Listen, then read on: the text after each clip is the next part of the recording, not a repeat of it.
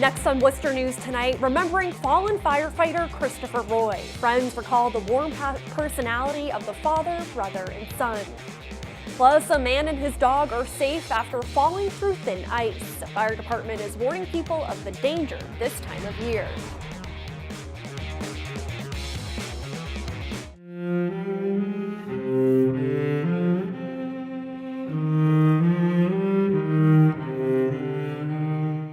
Good evening and thanks for joining us. I'm Olivia Lemon. People from all over are remembering the life and the character of Worcester firefighter Christopher Roy. Roy died battling a fire early Sunday morning. He leaves behind a loving family and a lot of friends, some who are even stepping up to raise money for his young daughter. Our Roslyn Flaherty joins us from Worcester Fire Headquarters with more. Roslyn? Olivia, Roy trained to be a firefighter at the fire headquarters behind me. Today we learned he had a lot of other jobs and touched many people's lives. He never wanted anyone to be in a bad mood, and if you were, he was just ready to make you smile. Before he became a firefighter, Christopher Roy worked in a restaurant, and former co-workers remember him as a great person who always made people laugh. He was like a big teddy bear almost, like he never yelled. The 36-year-old firefighter died Sunday morning while battling a 5-alarm fire. Wicked Wing Company employees Jonathan Richmond and Alexia Melendez used to work with him several years ago at another restaurant. They couldn't believe it when they heard the tragic news. That shock and disbelief just heightened and it became more real. I was like, no, not that one, like not that Chris, like send me a picture. I need to see that this like, I'm hoping it's not true. Both stayed in touch with Roy over the years. They say his daughter Ava was everything to him. That's all he ever talked about was his daughter, like his pride and joy. Roy attended St. Peter Marian and Burncoat High School and graduated from UMass Amherst. He also worked for many years with Consigli Construction. The Milford Company released a statement saying, Chris was an outstanding employee and a great friend. He was passionate about being a firefighter and devoted to the Worcester community he so bravely served.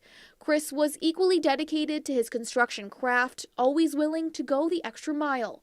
Melendez and Richmond say he would talk about one day being a firefighter. Being a firefighter is really what he wanted to do. I think that when Ava was born, it really hit home that that's what he wanted to do. The restaurant set up a memorial for him and is collecting donations for his daughter Ava.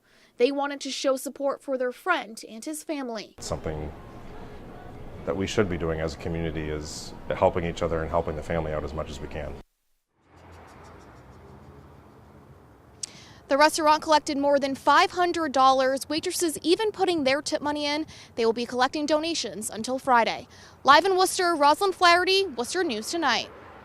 And the body of fallen Worcester firefighter Christopher Roy returned home to the city Monday. First responders lined the road saluting Roy as the hearse arrived at Alfred Roy and Sons Funeral Home. People and businesses also showed their support across the city.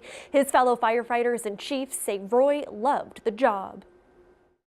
It was just evident teaching him that he just, this was everything he wanted to be, and he did it so well. He was a great firefighter, and we really appreciate his service and his sacrifice. We're just happy that we have our brother home now. Flowers, food, and mementos are being dropped off at the Webster Square Fire Department where firefighter Roy worked on Ladder 4. A memorial outside is growing by the hour as more people stop by to pay their respects. Today, firefighters from the Pawtucket, Rhode Island Fire Department brought food to the Worcester firefighters, while others laid flowers on the ground. A memorial fund has been set up for Roy's young daughter. The city announced Monday the Worcester Firefighters IAFF Local 1009 established the fund for Roy's 9-year-old daughter, Ava. Checks made out to the Ava Roy Fund can be mailed to the Worcester Fire Department Credit Union. And calling hours will be held Friday from 4 p.m. to 8 p.m. at St. John's Catholic Church on Temple Street in Worcester. A funeral is scheduled for Saturday at 10 a.m. at the same church. Immediately following the ceremony, Roy will be buried at Notre Dame Cemetery.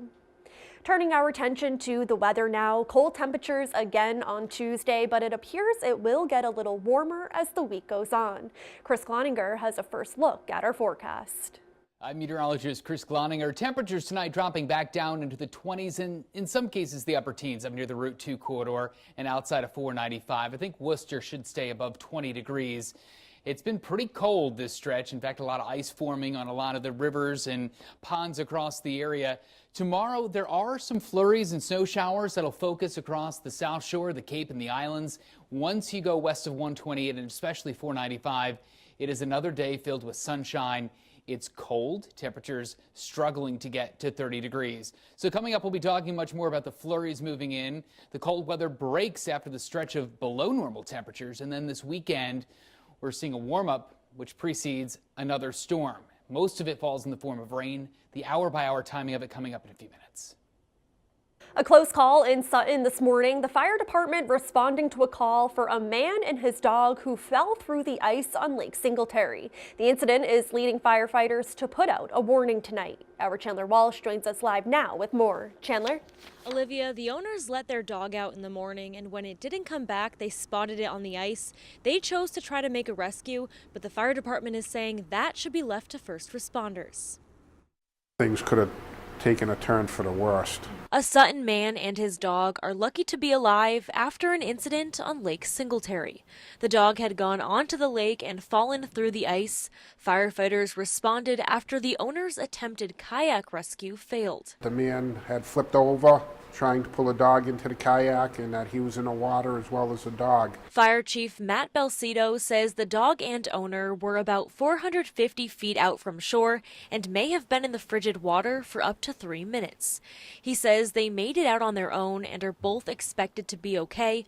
A good result because in these conditions, the chief says hypothermia can happen in a matter of seconds. A firefighter took the dog upstairs, put him in the tub, immediately began gradually warming him up. We tended to the adult male, got him some warm towels, and got him redressed in warm clothes. Neighbors who live on the lake say taking care of their pets is always a concern. I've had scares with my own dogs going out on the ice, you know, and yelling for them to get back. Karen Norlin had a similar thing happen to her and says it's a tough call to make. One of our neighbor's dogs went into the lake, and I asked my late husband to go after the dog in our canoe. Thinking about it afterwards, it was really not the right thing to do. The fire department is warning people to stay off the ice and not to risk their lives to save a pet. Keep a visual on them, stay on dry land, don't let them out of your sight, and leave the rescues up to the public safety officials.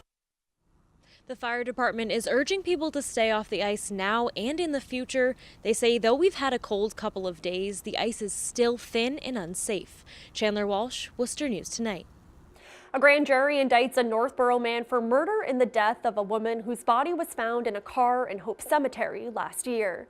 57-year-old Stephen Foley had been charged in district court with murder in the death of Cynthia Webb in August. Monday, a Worcester County grand jury handed up an indictment moving the case to Superior Court.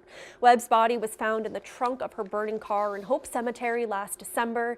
The exact cause of her death is under investigation. Foley is being held without bail. A man charged with hijacking a car and leading police on a chase is held without bail Tuesday after a dangerousness hearing. Last month, Donald Foy led police on a chase in a stolen car and fled the scene. He was eventually found on the roof of a business after crashing into several cruisers and the gate of Worcester Auto Center. Police say the Spencer man is a career criminal. He's due back in court January 11th. Worcester City Council chambers are expected to be filled tonight as councilors debate next year's tax rate. The Worcester Regional Chamber of Commerce wants a more equal split for its businesses, but in recent years, councilors have elected to lower the residential rate instead. Our Brittany Schaefer has the details. Brittany? Olivia, the Chamber of Commerce pointed to communities like Auburn and Fitchburg who are moving towards a single tax rate. They say Worcester's business community is growing and councilors need to lower their rates.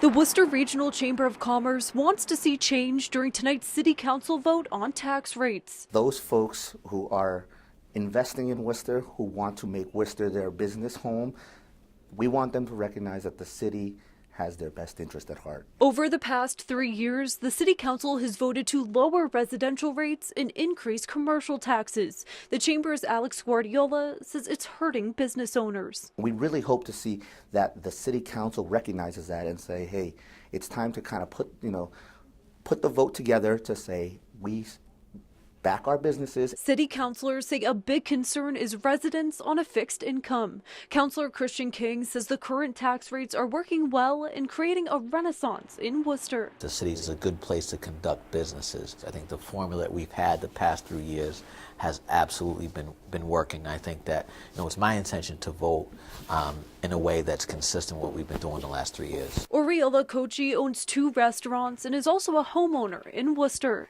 She says while it may take time, moving towards a single tax rate would be beneficial. My commercial real estate taxes have gone up 30.7%, and that's a big number. In order to run and thrive a business here, we have to have some control. Kochi, along with several other business owners and the chamber, will attend and speak during tonight's council meeting. We'll be there advocating for our businesses. I want to be able to expand the tax rules and expand, the economic development that's going on here and be fair to our businesses. I'm really looking to hear of what the alternatives and options are other than simply increasing the homeowner's portion. The hearing begins at 7 but could take a while. The Coalition for Accurate Worcester Assessments on Real Estate will also be there advocating for lower residential rates. Brittany Schaefer, Worcester News Tonight. Stopping in Worcester today, Wreaths Across America helps to remember the lives of those who made the ultimate sacrifice for our country. The goal is to lay wreaths at the graves of veterans buried in Arlington National Cemetery. The week-long journey starts in Maine and ends near the nation's capital. Tuesday, they made a stop at Worcester State University as part of their 800-mile journey. One Gold Star mother says the effort helps to heal her. Her son was killed in Iraq in 2005 at only 29 years old. I always knew that when we died, if he was in Arlington, somebody would always go by his grave or visit his grave, and I'd never have to worry about somebody going into the cemetery and tipping stones over. He's cared for there, and that's what was important to me. I don't want him forgotten, and I don't want what he did for his country forgotten. And wreaths will also be laid at Hope Cemetery in Worcester this Saturday at noon.